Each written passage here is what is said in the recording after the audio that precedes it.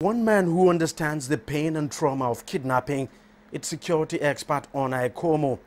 He managed to escape a kidnapping incident some time ago, but not after losing his friend and a bodyguard.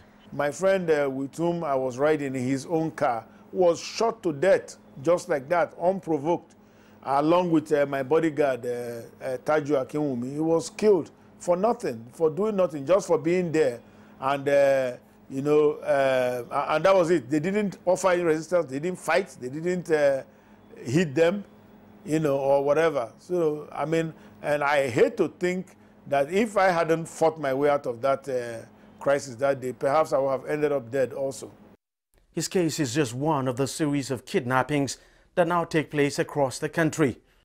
From the abductions of foreign oil workers in the Niger Delta region of Nigeria for ransom, the trend has now spread to every part of the country. And the target has since gone beyond foreigners to include both high-profile and ordinary Nigerians. In 2015 alone, the country's secret police, the DSS, recorded a total of 108 cases of kidnapping and sea piracy in 24 of Nigeria's 36 states. Among the 180 victims, 26 were foreigners. It's this worrying statistics that is now galvanizing the Nigerian Senate to seek to make kidnapping punishable by death. It's a move Ekomu says he supports, but doesn't think the country's leaders would have the stomach to enforce. Many state assemblies have passed legislation making kidnapping a capital crime, but it's not been enforced. And I think probably the federal law will go the same way also.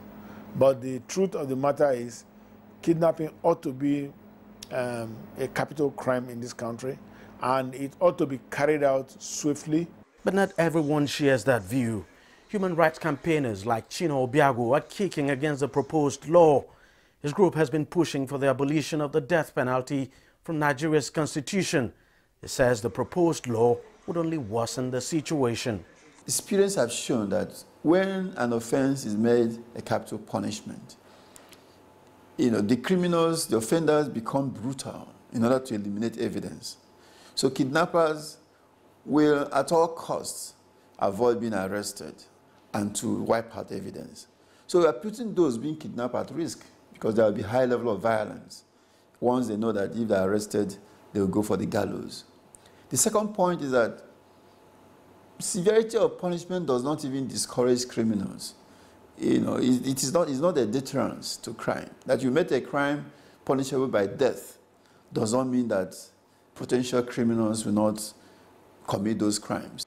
About 20 states in the country have since made kidnapping a capital offense, but no one has been executed for kidnapping. Even after passing the law, most of the state governors have not shown the strong will to enforce it. So some people are arguing that if that does not change, the kidnappers would fail to get the message that they could indeed die if they are caught and convicted for kidnapping. Despite that, the Senate says it will still push ahead with the new law. Deji Badmo, CCTV, Lagos, Nigeria.